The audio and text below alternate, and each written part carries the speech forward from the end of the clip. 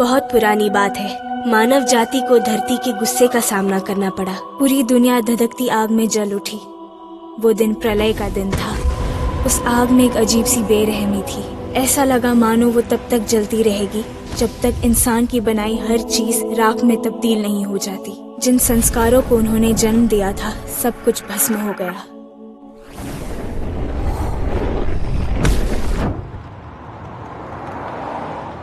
ऐसी खस्ता हाल बिल्डिंग में कैसे काम करते हैं? कैसे है लेफ्टिनेंट करीम? अच्छा लगा आपसे मिलके।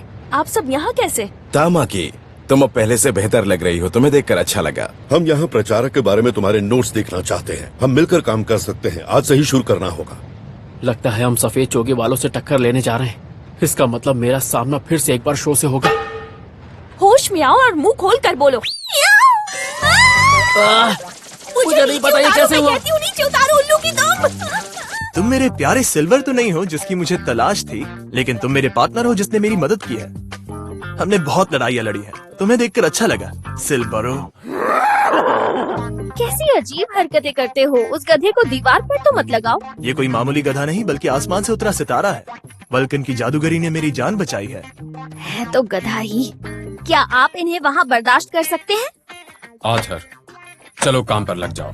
वो हैट भी वल्कन की ही है ना सर?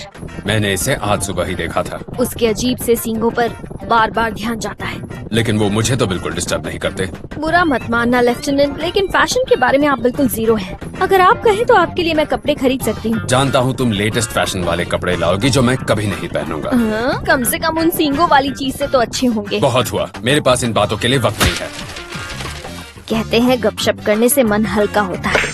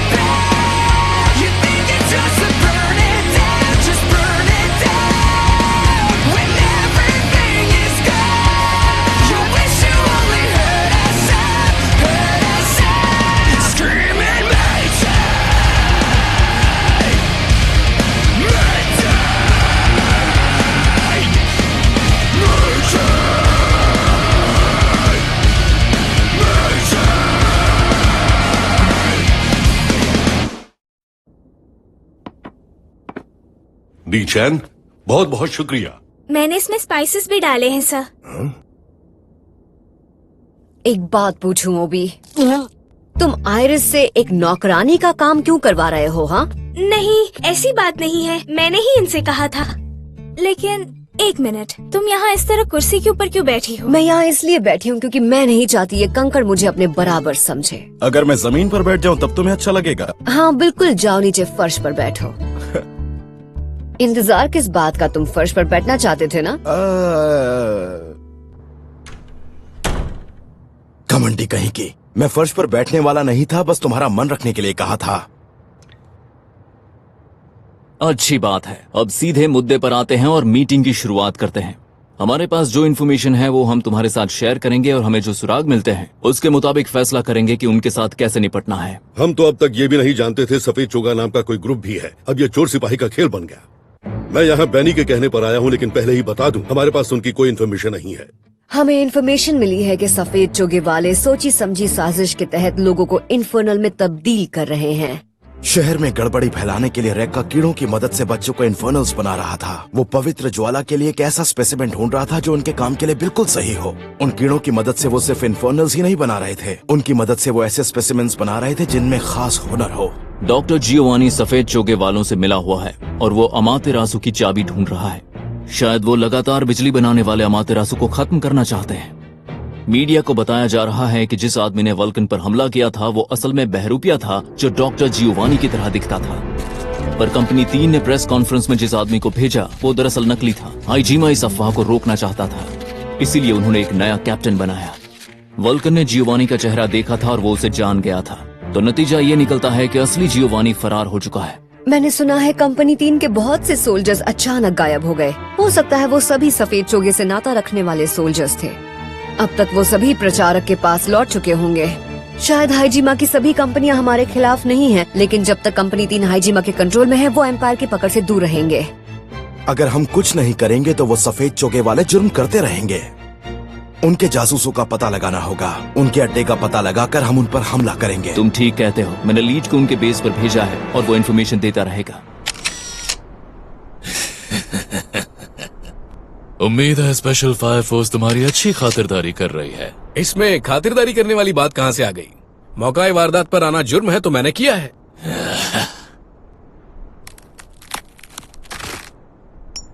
सफेद चोगे वालों के बेस तक पहुंचने के लिए क्या इतना काफी है? ये तो है, पर मुझे और भी कुछ चाहिए। हाँ? तुम्हें लगता है लीड पर भरोसा कर सकते हैं? अब तक तो उसने हमारे लिए अच्छा काम ही किया है। एक बार हमें प्रचारक के बेस का पता मिल जाए तो हमारी कंपनी उसके बेस को खत्म कर देगी। क्या कंपनी 8 के पास कोई प्लान है? तुम्हारी कंपनी के आधे सोल्जर्स तो नए रिक्रूट हुए हैं, है ना? अगर उन्हें हार का मुंह देखना पड़े तो बड़ी बदनामी होगी।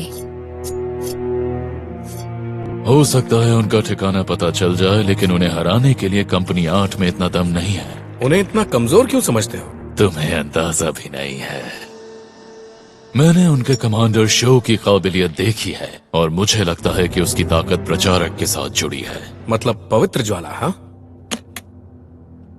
उन्हें हराने के लिए कंपनी 8 को क्या करना होगा? हमारी कंपनी के सभी रिक्रूट्स बेहतरीन सोल्जर्स हैं। मुझे उनकी ताकत पर नाज है और उनका स्किल लेवल जबरदस्त है, पर उनमें कमी है तजुर्बे की, तो उन्हें कुछ और ट्रेनिंग की जरूरत है। पहली बार जब मैंने उन्हें लड़ते हुए देखा मुझे लगा उन्हें लड़ने के लिए ट्रेनिंग की जरूरत है। उनके पास बहुत ही जबरदस्त किस्म की ताकत है, फिर भी उन्हें ट्रेनिंग की जरूरत है। आमने सामने की लड़ाई के लिए पूरे फोर्स में मैं एक ऐसे शख्स को जानता हूं जो ये काम कर सकता है। उन्हें मेरे पास भेज दो, बाकी हम संभाल लेंगे। इस वक्त सबसे जरूरी है डेविल की ताकत को बढ़ाना। उनकी लपटों में नई जान लाने का तुम्हारे पास कोई प्लान है? मुझे लगता है मैं ये कर लूंगा। सवाल ये है कि क्या वो शो के लेवल तक आ पाएगा, ये देखने वाली बात है। कौन रहो? हाँ बोलो, क्या हुआ? क्या तुम उन 9 सिखियों को मेरे पास क्यों भेज रहे हो? क्या कहा? मेरा उन पर कर्ज है? ओह हाँ, शायद ठीक कहते हो।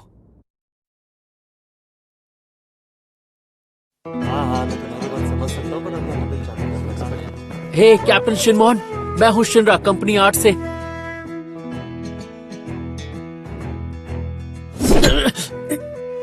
सब ठीक तो है ना कैप्टन बेनी? असली लड़ाई में तुम जिंदा नहीं बचते। चलिए सभी आगे बढ़िए। पहला सबक, तुम ये कभी नहीं जान पाओगे दुश्मन कब हमला करेगा, इसीलिए चौकन्ने रहना। तुम बेवकूफ हो। तुमने सुना नहीं, मैंने कहा था चौकन्ने रहना। बेवकूफ कौन है बोलो?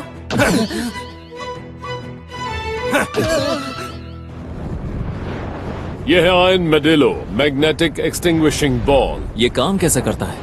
मैं इसे चलाता हूं, तुम खुद देख लो। देख लिया ना, ये अपनी मैग्नेटिक वेव आग की लपटों को भेजता है और 1 सेकंड में लपटें बुझ जाती हैं। ये तो कमाल की चीज है वल्कन। जिसके पास पार नहीं है उसके लिए तो ये जादू का पिटारा है। सुना है शीनरा और आर्थर को आसाकुसा में ट्रेनिंग दी जा रही है। मैंने सोचा मैं क्यों पीछे रहूं, दुश्मन से लड़ने में ये चीज बहुत काम आएगी।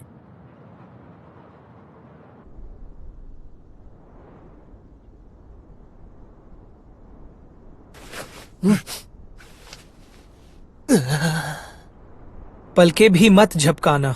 असली लड़ाई में कोई रूल्स नहीं होते, क्योंकि पल भर में क्या हो जाए कोई नहीं कह सकता। थक गए हो क्या? हाँ हाँ, थक गए। वो इसलिए क्योंकि इस वक्त तुम्हारी जान को कोई खतरा नहीं है। हमेशा तुम्हें उस एहसास को महसूस करते रहना होगा। वो तनाव तुम्हारी अलर्टनेस को बढ़ाएगा। धड़कनों को महसूस करो, दोस्तों की जिंदगी को और दुश्मनों की भी। जब तुम इन सब को ध्यान से देखोगे तो वो तनाव तुम्हें परेशान नहीं करेगा।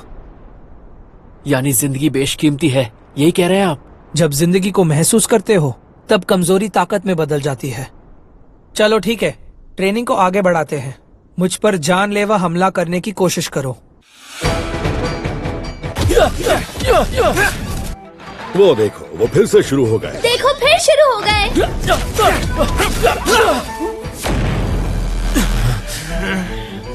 आज के लिए बस इतना ही। इतनी जल्दी? टेक्निक में कमी नहीं है, लेकिन तुम्हें जानलेवा हमला करना नहीं आता। तुम्हारे हमले में चौंकाने वाली बात नहीं है। तुम्हें अभी बहुत कुछ सीखना है। और हम वो सीखेंगे कैसे? वैसे मुझे लगता है तुम्हें जरूरत है एक फिनिशिंग मूव की। क्या फिनिशिंग मूव? मैंने तुमसे कहा था हर पल चौकन्ने रहना होगा। खत्म करने वाले फिनिशिंग मूव को तुम खुद तैयार करो, जिससे तुम्हारी स्पीड बढ़ेगी। ये सिर्फ तुम ही कर सकते हो कैप्टन बेनी। इन बातों को बारीकी से सिर्फ तुम ही देख सकते हो। हाय, तुमसे मिलकर अच्छा लगा। मैं हूँ कंपनी 8 की साइंस टीम का नया रिक्रूट विक्टर लेट, और मैं कुछ बताने आया हूँ। मैंने शिनरा के पावर को और बेहतर बनाने का तरीका ढूंढ निकाला है। मेरे पास बहुत बढ़िया आइडिया है। कैप्टन बेनी, क्या आप मेरी मदद करेंगे? तुम कहना क्या चाहते हो? उसे आसान लफ्जों में कहते हैं जेट प्रोपल्शन। अगर आग की लपटों को एक ही डायरेक्शन में रखा जाए तो लपटों को तेज करने में मदद करेगा। निकली हुई लपटों को कंप्रेस करने पर लपटों की ताकत को कई गुना बढ़ाया जा सकता है। तुम कहना चाहते हो फायर पावर को कंसंट्रेट करके उसे फोकस करो? सही समझे। क्या कहते हो, इतना फायर पावर बहुत है? हाँ, बहुत है।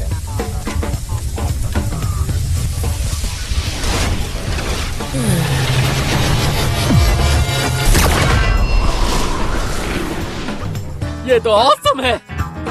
देखो, इस वक्त शिनरा के साथ ये हो रहा है कि उसकी लपटें चारों ओर फैलकर बर्बाद हो रही हैं। अगर लपटों को एक साथ मिला लो तो उन्हें फेंकने में बहुत तेजी आ जाएगी, जिस तरह कैप्टन बैनी ने दिखाया था। अगर तुम अपनी लपटों को एक ही डायरेक्शन में मिलाकर फेंको तो तुम्हारी स्पीड कई गुना बढ़ जाएगी। और अगर मैं ऐसा कर पाया तो मुझे भी फिनिशिंग मूव मिल जाएगा।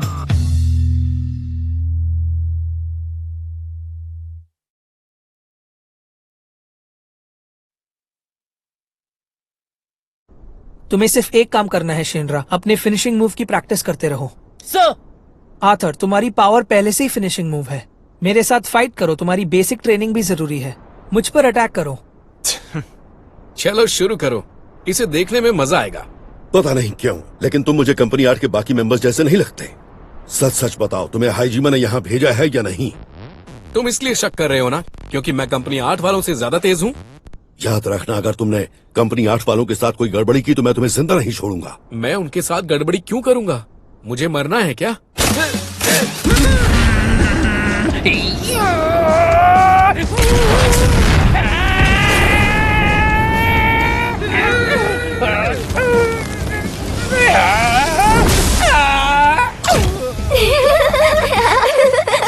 मैं अपने पैरों से उड़ता हूँ और अपने बैलेंस को इन्हीं से बना के रखता हूँ। अगर मेरा फोकस हिलता है तो मेरा बैलेंस भी बिगड़ जाता है। एक बात और समझ में आ गई, मैं चाहे जितना भी मुंह बना लूं मुझे कोई फायदा नहीं होने वाला। यहाँ लेटे लेटे पड़े पड़े सोचने से कुछ नहीं होगा। अब मुझे कुछ करके दिखाना है। मुझे बस कोशिश करते रहना है।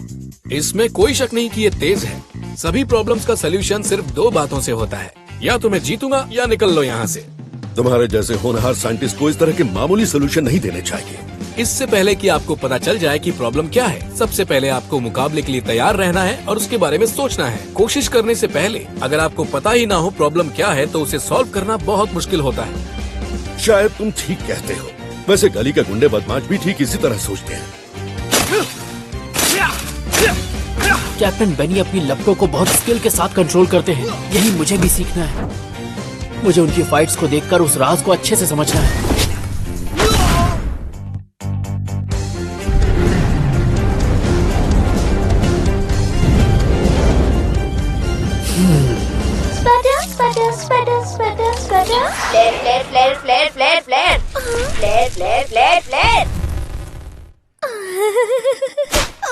कितनी बार मुझे समझाना पड़ेगा कि फायर सोल्जर को आग के साथ नहीं खेलना चाहिए।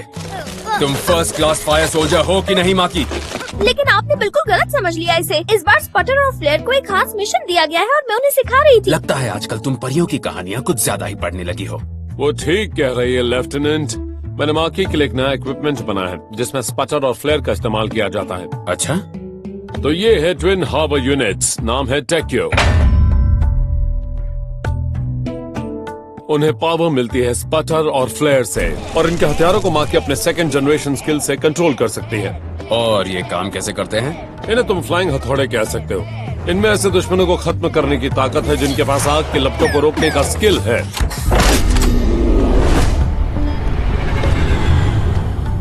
तो क्या कहते हैं आप? मेरे हिसाब से फ्लाइट टेस्ट में तुम फर्स्ट आई हो। तो ये स्पट फ्लेयर विच तैयार है? उसे स्पॉट फ्लेयर विच नहीं कहते, उसे कहते हैं टेक्यो। बहुत पुरानी बात है। इंसान को पृथ्वी के गुस्से का सामना करना पड़ा था और पूरी दुनिया आग की लपटों में समा गई थी। वो दिन प्रलय का दिन था। आग की लपटें गुस्से से जलती रही। वो बड़ी तेज और बेरहम थी, मानो वो इंसान के शहरों को जला देंगी। हर वो चीज जो उन्होंने बनाई थी सब तबाह कर देगी। अरे कम ऑन, लपटो निकल जाओ। मेरे अंदर बहुत सारी आग है, बस निकलने का बटन नहीं पता।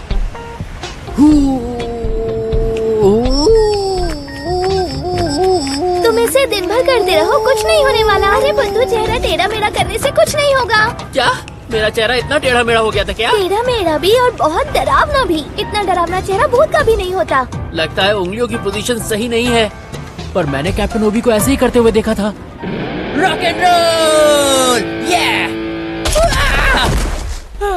जोरदार धमाका था। वो आवाज उसके पैरों से निकली थी या उसके पिछवाड़े से? हाँ? तुम्हारा ध्यान किधर है बेनी? जब भी तुम्हें वार करने का मौका मिले शोर मत करना। लेकिन मानना पड़ेगा तुम्हारी कोशिश बुरी नहीं थी। लगता है मर गया। शिनरा, एक बार फिर से ट्राई करो। लपटों को निकालते वक्त आप अपनी उंगलियों को हमेशा ऐसे ही रखते हैं, तो मैंने सोचा क्यों ना मैं भी ट्राई करके देखूं। पिछली बार जो मैंने किया वो कैप्टन ओबी की तरह किया था, पर पता नहीं, अगर मैं ये कर पाता तो ज्यादा अच्छा होता। Oh yeah!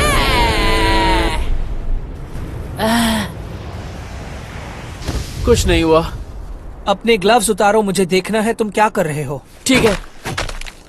पहले के मार्शल आर्ट्स फाइटर्स इसमें एक्सपर्ट थे, वो इसे काटा कहते थे। उनमें से मैं एक करता हूँ, लेकिन सिर्फ अपनी इंडेक्स और मिडिल फिंगर इस्तेमाल करता हूँ। मैं इससे अपनी लपटों को कंट्रोल करता हूँ। ऐसे बहुत से अलग अलग काटा होते हैं, हर काटा का असर अलग होता है। एक ऐसा भी फॉर्म होता है जो पैर की ताकत को बढ़ाता है, उसे कहते हैं तोरा हिशिगी। ध्यान से देखो, इंडेक्स फिंगर अंगूठे के नीचे इस तरह रखो और अंगूठे को अपनी पिंकी फिंगर के नीचे रखो। अपनी उंगलियों से इस तरह का फॉर्म बनाने के बाद की शक्ति का फ्लो तुम्हारे बॉडी के एक जगह आकर कॉन्सेंट्रेट हो जाता है, जो लपटों पर असर डालता है। क्या बात है, मुझे तो ये सब पता ही नहीं था। हाँ, बाकी खुद सीख लो। मदद के लिए शुक्रिया सर। तुम कब तक पड़े रहोगे? चलो अब उठ जाओ। अब मुझे अपनी इस उंगली और अंगूठे को पीछे करना है और सारा ध्यान अपने पैरों से निकलती लपटों पे लगाना है।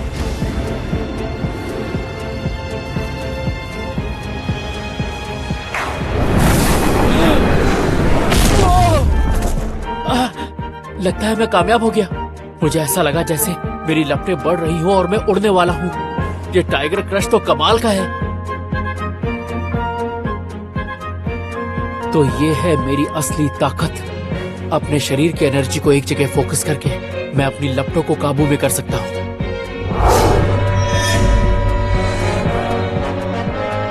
मैं अपने पैरों में गर्मी महसूस कर सकता हूँ, अपनी उंगलियों के शेप को महसूस कर सकता हूँ। ये मेरी पूरी ताकत मेरे पैरों में भेज रही है। शो को मेरी जरूरत है और मुझे उसके पास जल्द पहुंचना होगा, बहुत जल्द, बहुत जल्द।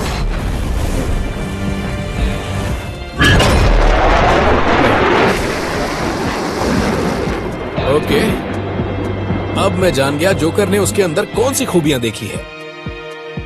बेनी बहुत खुश हुआ, लेकिन मानना पड़ेगा तुमने बिल्कुल आवाज नहीं की। शिनरा, अपनी एनर्जी का इस्तेमाल कर कर मुझ पर हमला करो।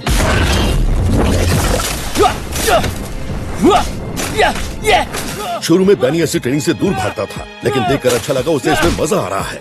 सच में? लेकिन उसके चेहरे से तो कुछ और ही लग रहा है। उसे 2 ऐसे फाइटर्स मिले हैं जिन्हें वो ट्रेनिंग दे सकता है। मेरे ख्याल से बैनी को इससे ज्यादा खुशी कभी नहीं मिली होगी। एक सच्चा नाइट कभी नहीं हारता। लगता है वो बुरी तरह से थक गया। आज की ट्रेनिंग हम यही खत्म करते हैं। तुम्हारी हालत देखकर लगता है आज कुछ ज्यादा ही पीटे गए हो। मैं ठीक हूँ, आखिरकार मैं एक नाइट हूँ। शिनरा, अपने फिनिशिंग मूव का कोई नाम सोचा? ओह, मेरा फिनिशिंग मूव। अपनी नजर मत हटाओ। तो बताओ, तुम्हारे फिनिशिंग मूव का नाम क्या है? वो है किकर मैन किक। कुछ और सोचो।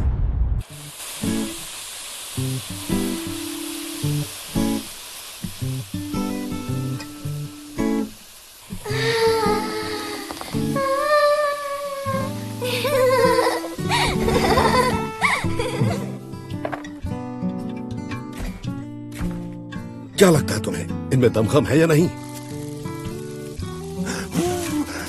हाँ, लेकिन अभी भी उनका बचपना नहीं गया। अभी इन्हें बहुत कुछ सीखना है।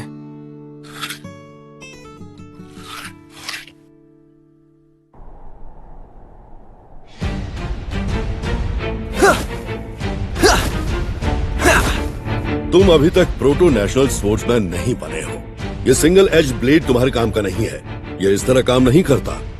ये आसान नहीं है, पर सीखने में कोई बुराई नहीं।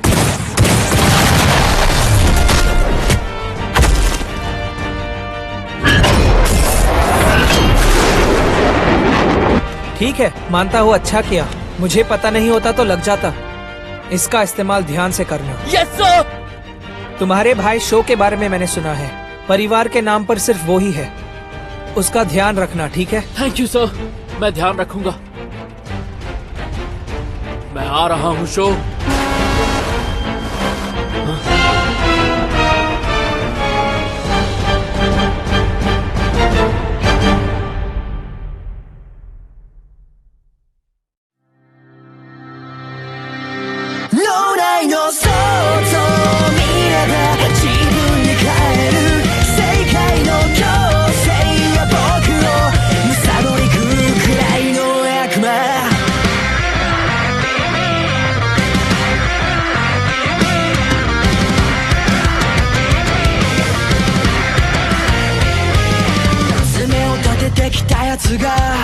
その爪で誰かを守る。